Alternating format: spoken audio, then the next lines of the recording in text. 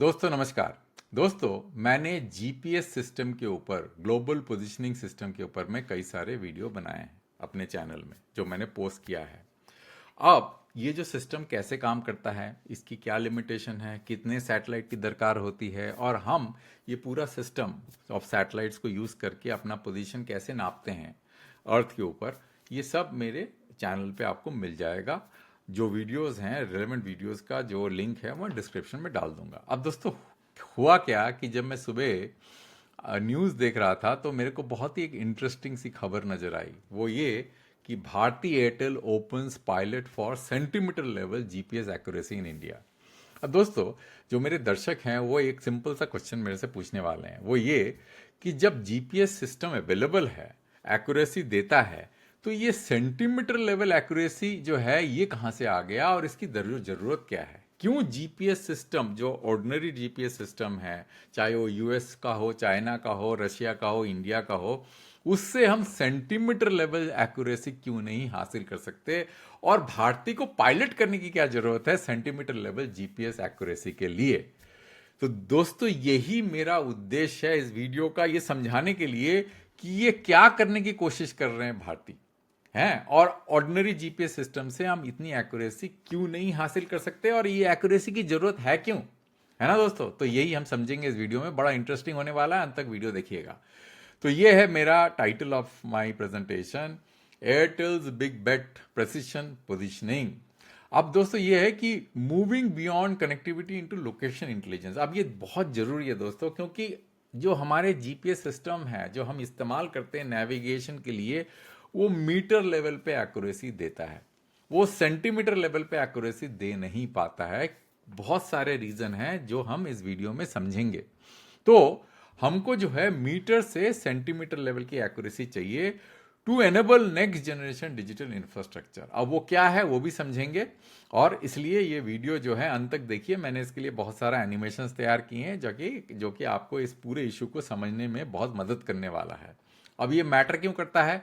Matter इसलिए करता है कि जो मशीन्स हैं, कुछ ऐसे मशीन्स हैं जिसको बहुत प्रिसिशन की जरूरत होती है, वो अप्रॉक्सीमेट पोजीशन जो है से फायदा नहीं होगा।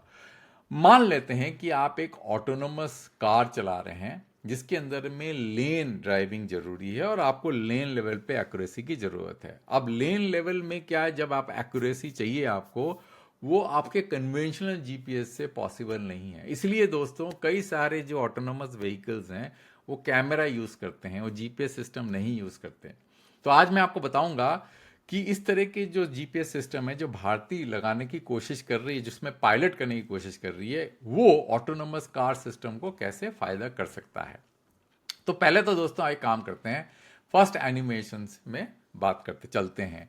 वाई ऑर्डिनरी जीपीएस, ये जो title of my of this है कि why ordinary GPS is not enough. अब इसमें आप समझते हैं, देखिए मान लेते हैं कि आपके पास में 3 लेन है, लेन 1, लेन 2 एंड लेन 3।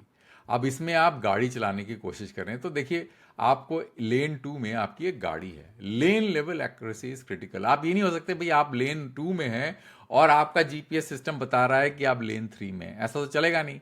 तो होता क्या है कि जब ऑर्डिनरी जीपीएस सिस्टम है उसमें क्या होता है कि एक्यूरेसी मीटर्स में होती है, ±3 मीटर, 5 मीटर, कुछ और भी एक्यूरेट हो सकते हैं, पर मीटर्स में एक्यूरेसी होती है। तो मीटर्स में एक्यूरेसी होने के कारण क्या होता है कि ये पूरा का पूरा जो एरिया है ये आपका जोन ऑफ लोकेशन है। इसका मतलब ये गाड़ी इस पूरे सर्कल में कहीं भी हो सकता है। अब आपको दिख रहा है, आपको ये लेन में ओवरलैप कर रहा है।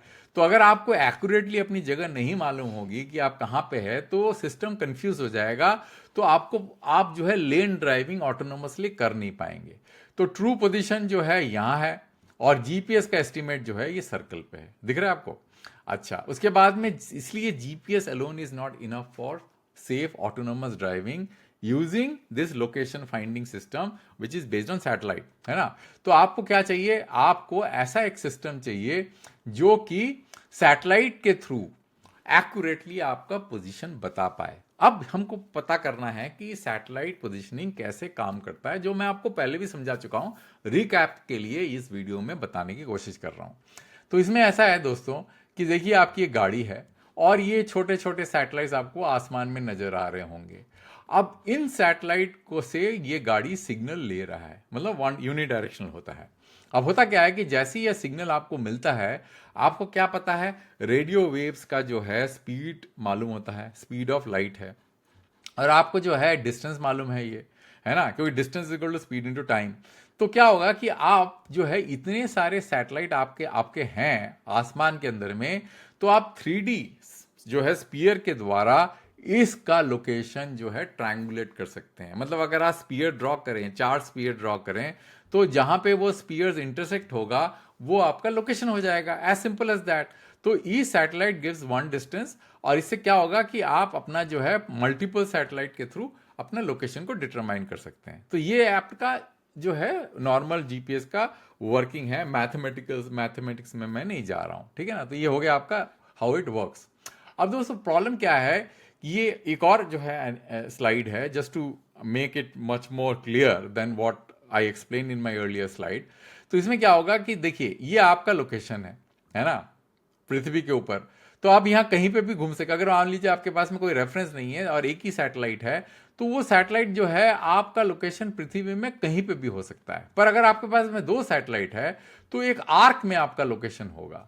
इसलिए आपको 3 सैटेलाइट की जरूरत है, जिससे कि आप वो ट्रायंगुलेट कर सकते हैं। चौथा सैटेलाइट इसलिए जरूरत है, मैंने मैथमेटिकली आपको बताया था किसी दूसरे वीडियो में, आप वो वीडियो का लिंक मैं डिस्क्रिप्शन में डाल दूंगा। अब दोस्तों पता करते हैं कि जीपीएस में एरर्स क्यों होते हैं, व्हाई जीपीएस हैज एरर्स।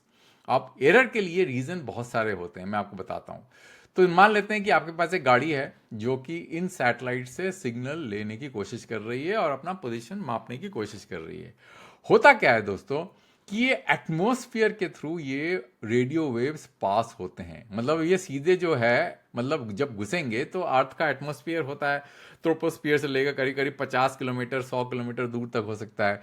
तो यहाँ पे सिग्नल जब आ रहे हैं वो डिस्टॉर्ट हो जाते हैं, मतलब there is a delay in the signal as it passes through the atmosphere.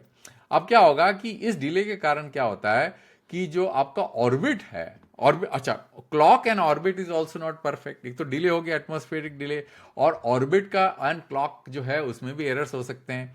And signals can reflect of building, यहां से भी रिफ्लेक्ट कर सकता है।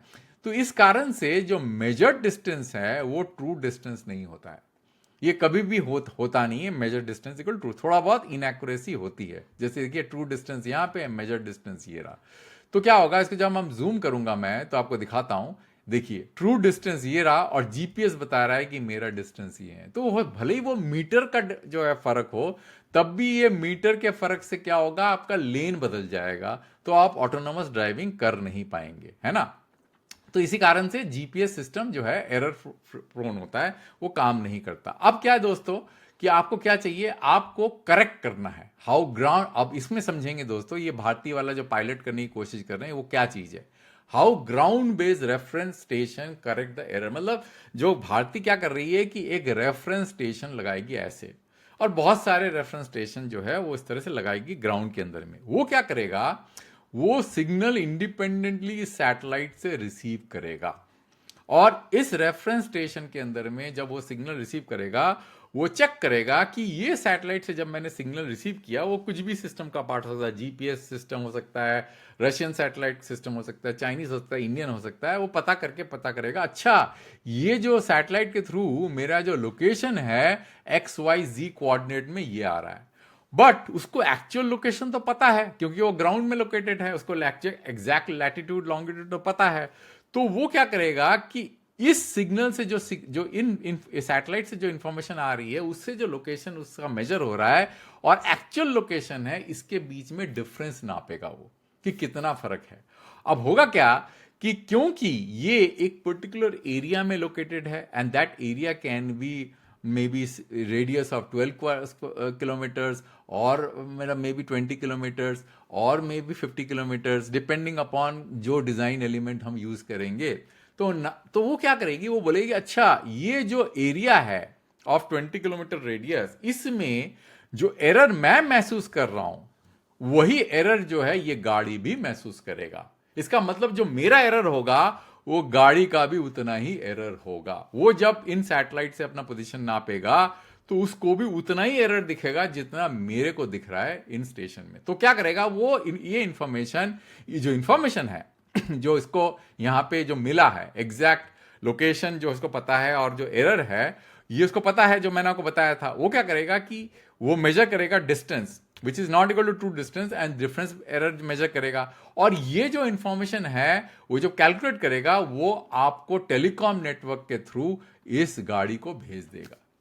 अब वो चाहे तो सेंट्रल लोकेशन में भेजे, उसके बाद में टेलीकॉम नेटवर्क के थ्रू जो है गाड़ियों को भेजा जाए, या कोई ऐसा सिस्टम है जो कि सेंटीमीटर लेवल जिनको एक्यूरेसी चाहिए वो उसको वो इंफॉर्मेशन रिसीव हो जाएगा। तो इसमें एक ही इंपॉर्टेंट चीज है कि ये जो सिस्टम है जो कि अपना मेजर करेगा और एरर मेजर करेगा कि उनका जो एक्चुअल लोकेशन है और जो जीपीएस सिस्टम के थ्रू वो जो लोकेशन मेजर कर रहा है उनके बीच में जो एक्यूरेसी है वो एरर कितना है, वो एज्यूम करेगा कि वो पूरे एरिया के अंदर में उतना ही लगभग एरर हो। इसका मतलब एक एरिया जो कि डिजाइन एलिमेंट है पूरे सिस्टम का, may be radius of 10 kilometres, 15 kilometres, 20 kilometres, जिस तरह से जो है उस एरिया के अंदर में जो है उस सिस्टम का उस एरिया के अंदर उतनी एक्यूरेसी जो है वो मतलब जितना आप बेस स्टेशन इस तरह के सिस्टम लगाओगे उतना एक्यूरेट होता जाएगा। तो there is going to be some kind of balance between कि कितने नंबर ऑफ सिस्टम चाहिए और उस जो रेडियस है वो अगर आप मान के चलोगे 10 किलोमीटर है या 15 किलोमीटर है तो क्या वो सेंटीमीटर लेवल एक्यूरेसी इस गाड़ी को दे पाएगा कि नहीं दे पाएगा। तो what basically the whole point here is that GPS system on a standalone basis will always have errors, मतलब उनको एरर होगा ही होगा, वो मीटर्स में एरर होगा ही होगा, और सेंटीमीटर लेवल के अंदर में अगर आपको एरर आपको एक्यूरेसी चाहिए तो आपको ग्राउंड बेस्ड सिस्टम लगाना ही पड़ेगा, और यही भारतीय पायलट करने की कोशिश कर रहा है। और ये मेजर करके वो ये जो एरर है उस तरह उसमें जो भी सिस्टम काम कर रहे हैं जिसको चाहिए सेंटीमीटर लेवल एक्यूरेसी उसको ये इंफॉर्मेशन भेज देगा, और वो अपने जो है जीपीएस सिस्टम से जो अपना लोकेशन नापेगा उसमें उतना करेक्शन लगा के अपने पोजीशन को एक्यूरेटली डिटरमाइन कर लेगा। बस यही फर्क है दोस्तों, यही मेरा मतलब पर्पस था इस वीडियो को बताना। और इस तरह के सिस्टम दूसरे देशों में भी चल रहे हैं, ये नहीं कि सिर्फ भारतीय अपने नेटवर्क के अंदर थ्रू पायलट कर रहा है। बिकॉज इसमें क्या है कि इसका एडवांटेज क्या है कि भारतीय के पास में यूबिक्विटस कवरेज है, तो वो अपने नेटवर्क के थ्रू ये इंफॉर्मेशन अपने डिवाइसेस को पहुंचा सकता है। ऐसा कि भारतीय अकेला नहीं कर सकता, रिलायंस भी कर सकता है, वोडाफोन आइडिया भी कर सकता है। Only thing is that you need to have a reliable network so that the information can be transmitted to the devices which needs it. तो दोस्तों यही है मेरा मोटा मोटा जो आपको समझाने की कोशिश कर रहा था। तो मैंने यही बनाया था, आपके चार्ट्स ये बनाया था कि इनसाइड के satellite gives a raw position, error is distorted in that position, we need some correction.